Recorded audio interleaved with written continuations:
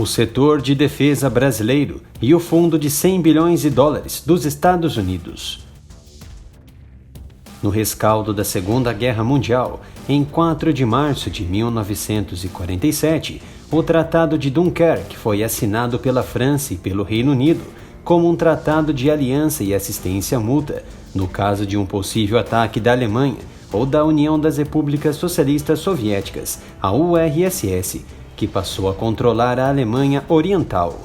Já em 1948, esta aliança foi expandida para incluir os países do Benelux, sob a forma da Western Union, também referida como a Organização do Tratado de Bruxelas, estabelecida pelo Tratado de Bruxelas. As discussões para uma nova aliança militar que também poderia incluir a América do Norte resultaram na assinatura da Organização do Tratado do Atlântico Norte, a OTAN, em 4 de abril de 1949, pelos Estados-membros da Western Union, mais os Estados Unidos, Canadá, Portugal, Itália, Noruega, Dinamarca e Islândia. 70 anos após a sua criação, um país notável foi destacado no cenário global para ser incorporado de forma externa à organização. Trata-se do Brasil, que foi designado oficialmente pelos Estados Unidos como um aliado prioritário extra-OTAN em 31 de julho do ano passado, cumprindo uma promessa feita em março durante encontro entre os presidentes dos dois países, Donald Trump e Jair Bolsonaro, em Washington.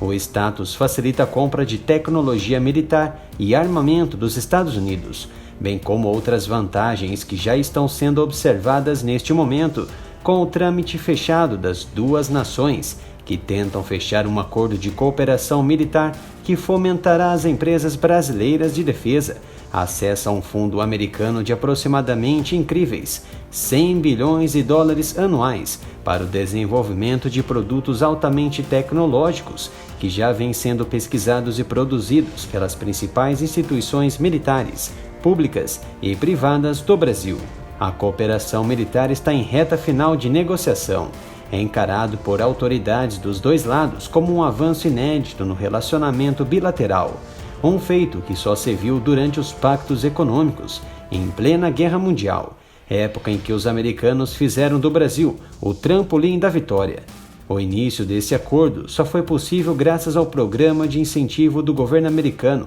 chamado de Financiamento de Pesquisa, Desenvolvimento, Teste e Avaliação, o RDTE, sendo o caminho pelo qual os militares dos Estados Unidos exploram novas tecnologias e capacidades e as desenvolvem em sistemas e plataformas de armas, mantêm as vantagens tecnológicas atuais das Forças Armadas Americanas para que se adaptem aos desafios futuros. Esse programa se tornou fundamental após os intensos investimentos russos e chineses em equipamentos de alta tecnologia projetados para contrariar a capacidade dos Estados Unidos. Poucas nações externas da OTAN têm um acordo desse tipo. É tido como um acordo de ouro firmado com os norte-americanos. Foi graças ao programa RDT que os americanos desenvolveram diversos equipamentos avançados, como mísseis hipersônicos, mísseis balísticos e de cruzeiro, caças de quinta geração e entre outros armamentos. Caso esse acordo seja firmado com o Brasil, nossa indústria bélica dará saltos além do imaginário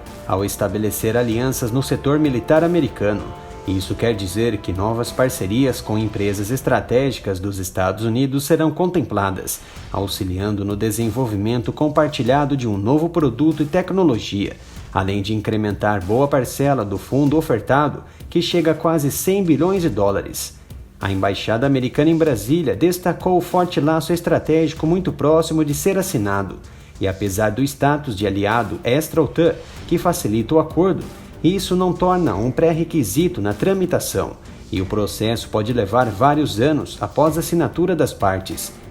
O fortalecimento bilateral também incentivará o Acordo de Salvaguardas Tecnológicas, AST, que permite o uso comercial da base de Alcântara, no Maranhão, que poderá restabelecer a capacidade de lançar satélites, seja brasileiro ou americano, por meio de empresas especializadas no setor civil, que também agrega termos militares. A provável incursão do fundo americano no setor bélico brasileiro, caso seja aprovado, precisará atuar justamente nos setores estratégicos para a defesa do Brasil, com vistas ao fortalecimento, muito que certo, dos interesses americanos. Concomitante a isso, as áreas nucleares, cibernéticas e espaciais brasileiras precisam de atenção e prioridades para a soberania de nossa nação substancialmente afetada pelos déficits econômicos e humanos.